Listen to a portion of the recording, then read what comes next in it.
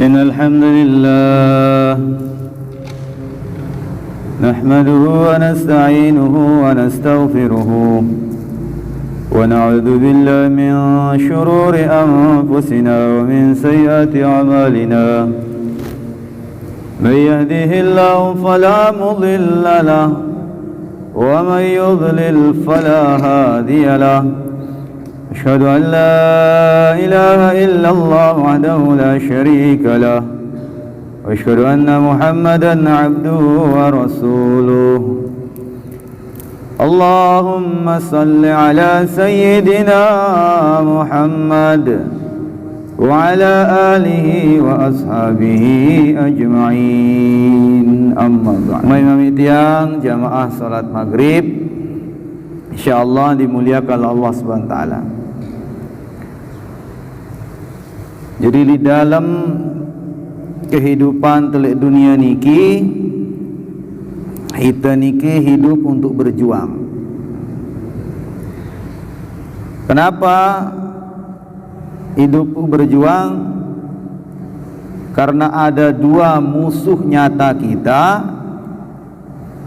terus tiap hari, tiap detik menjerumuskan kita niki. Arak musuh lek dalam diri kita, arak musuh lek luah diri kita. Musuh lek dalam diri kita nika lah nafsun temesa. Musuh lek luah diri kita nika adalah iblis laknatullah alaih. Jadi sak dua niki terus berjuang juga membentan aden selapuk manusia nika tersesat, terjerumus. Nah, lek dalam diri teniki ya sak teparan nafsu. Nafsu ni ke pitu luwe. Ibasan Imam Nawawi Al-Bantani dalam kitab Qatrul Ghalb. Jadi pitu luwe nafsu ni ke dua nafsu yang mendorong kita ke jalan yang tidak baik. Satu nafsu yang berusaha menjerumuskan kita, menyesatkan kita, sedangkan yang lima itu tetap mendorong kepada kebaikan. Maka beda nafsu dari setan, bahasa ulama, dari iblis. Amun nafsu ni ke ya bodoh, lagu kuat. Amun iblis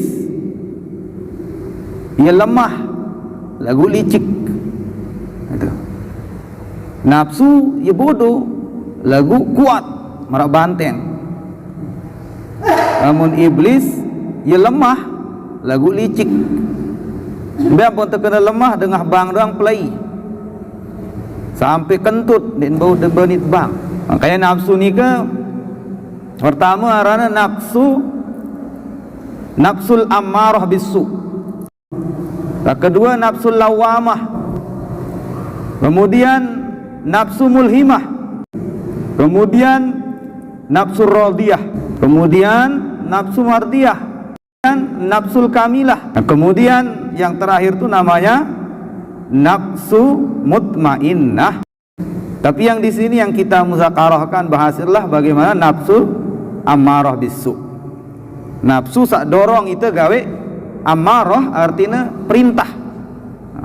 Asu mendorong, memerintah seseorang untuk melakukan keburukan. Ini kepegawaian amarah bisu itu. Letaknya di bawah susu kiri, dua jari, latifatul qalbi. Makanya kalau zikir itu Allahnya mesti dia harus dipantulkan ke dalam latifatul qalbi sehingga kalah tiap zikir la ilaha illallah. Begitupun zikir sir, kata Syekh Bahauddin Naqsabandi rahimahullah. Sirnya itu di sini Allah, Allah, Allah. Bagaimana agar kalah amarah bisu itulah dorongan untuk melakukan keburukan itu bisa lemah. Itu makna zikir. Jadi pantul di dalam ini. Maka nafsu amarah bisu niki tibaratan dia marak jaran. Jadi marak jaran sakliyah bahasa Imam Ghazali. Jadi nafsu amarah bisu ni marak ibarat jaran sakliyah. Makin narak jaran liyah coba dia lepas, dek nasa gubok, dek nasa pakan bes yang lamper. Jadi begitu jaran ni ke amunah liyah ni dek nasa napi-napi. Itu nafsu. Nafsu ni amunah liyah dek entah orang pengulu, dek entah orang kades, yang penting gawe salah. Dek entah orang inak, dek entah orang amak sin sempata. Itu nafsu. Luwek dengan sempata, sumpak senak dengan toak mesak, luwek dengan laporan dengan toaan penjara dengan toak. Padahal udah jelas salah lagu, memang nafsu itu dia gelap, dia ditutup, matanya itu tertutup, mele negawe, pokok negawe salah doang terus. Itu kalau nafsu. Bedanya nanti kita bahas iblis. Beda iblis dari nafsu. Nafsu ya berani melakukan maksiat dengan nyata. Coba mungkin kanak-kanak sak telelah. Jadi larang lah, dia ni gamak bersemir lalu marak mentia, bareh dia nak pengkah berkeriun dia, kah gamak berkeriun bertatuk je, jari je nyembu apa kan? Ngambulan. Itu bedanya. Dia ngambulan dengan nyata jelas nafsu itu. Itu amarah bisu, namanya mendorong orang melakukan keburukan walaupun dia dilarang. Itu. Nafsu amarah bisu itu. Jadi marah ibarat jaran. Nah, mungkin bahasa Imam Ghazali ben tante jinaan makin jaran nikah dan nikah liyah. Telu carana bahasa Imam Ghazali. Sak pertama beng ye lapah, dendek beng nemangan. Beng lapah. Laparkan dia. Jangan ikuti kehendaknya. Itu jaran nikah. Beng ye lapah, munah lapah kan lemes, den tahu bae ngamuk. Tinduk doang si gawe. Itu kata beliau. Yang kedua, beng beban berat. Beng muatan berat, lapah tebeng beban berat. Den lapah loyo kan lemes malik tebeng muatan sak berat, beng pegawaian berat, en bajak ke en apalah, pokok pegawaian ajaran. En betuluk lek dokar, dendek beng nemangan terus lalu muat. Nah, itu. Yang ketiga, setelah itu masukkan dia tamak ye jok kandang jaran sak jinak. Arak jaran-jaran sak jinak, ia le tamak ai. Amun wah lapah, amun wah lelah, berat pegawaian, tamak ai jok tu. Ibas Imam Ghazali. Napa maksud beliau? Amun nafsun tita nike senang le pegawaian sak lengi ataupun dengan orang lain, kalau kita lihat seperti itu caranya pertama, laparkan itu artinya jangan ikuti keinginannya. Itu namanya lapar dek, tapi ya lapah anda. Cuman keinginan itu dendek turutan. Kemudian juga dendek aparan istilah itu yang tadi itu sibukkan diri dalam amal-amal agama, sibukkan diri. Pelelah diri. Maka le dakwah ni kan masya Allah. Terpelelah di si masyaih. Jeloni jauhlah, jeloni khususi, jeloni taklim. Terus sibukkan diri. Terus yang ketiga itu masukkan ke kandang jaran sak jinak, maksudnya kumpulan kaca dengan sak soleh. Kumpul, tetap berkumpul. Engkah kanca batur-batur sak kurang bagus, peta batur-batur sak bagus-bagus, sak sabar, sak tawadu, sak girang bicara agama, sak beng ita nasihat. Ia terboyak. Ia kanca bergaul hari-hari, tetap terbatur kanca dengan sak maaf mungkin dia kena dan bagus girang ni pun tetap lagu kanca tersak dekat, kanca tetap itu cari orang-orang yang soleh. Itu makna jinak itu. Ulama, tuang guru, ustadz luwe tetap bergaul, silaturahim, datang soan kepada ulama. Ini ketiga caranya baru nafsu ini akan jinak. Jangan ikuti lalu kemelekna, lelahan ia dalam agama, tetap kumpul kanca dengan sak soleh. Itu cara nafsu. Niki yang musuh yang nyata di dalam diri. Kemudian di luar diri teniki namanya iblis. Jadi iblis ni ke ia lemah lagu licik. Ndek na rapat le dengan karena dengan ni kuat zikir, minggir iblis. Dengan ni ki kuat dakwah, minggir juga iblis. Tapi jauh langana. Misalnya itu jadi semama. Den bani rapat seninak tergoda na seninak terapat. Itu cara liciknya iblis. Ndek na goda itu langsung dengan langana. Anak tu sing goda, meni-meni endeng ni lah dengan tua. Meni-meni tan suruh semama.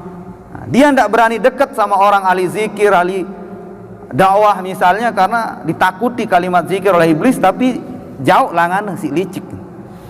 Maka iblis niki ia berdua anak keturunan.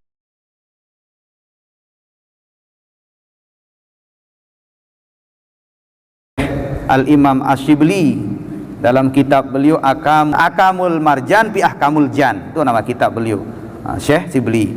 Imam Nawawi juga nyebutan Marakil Ubudiyah aran kitab. Kemudian juga Syekh Al-Manawi. Syekh Manawi ini dalam kitab Faidul Qadir, nama kitabnya Faidul Qadir, sebutan. Yang pertama aran anak setan ni ke anaknya iblis itu adalah Khonzab. Khonzab. Al-Khonzab wa huwa sahibus shalah wa yaswisu fiha. Yuwaswisu fiha. Itu katanya dalam kitab itu. Yang pertama aran ni ke Khonzab. Khonzab ni tugasnya adalah untuk menggoda orang yang sholat khusus. Kemudian yang kedua itu namanya Walhan, pakai hak besar, Walhan. Sahibul wudu. Ini dia sahib itu artinya yang khusus, yang dekat, fokus untuk menggoda orang yang berwudu. Ini Walhan namanya. Kemudian saat ketelu itu namanya Zalanbur.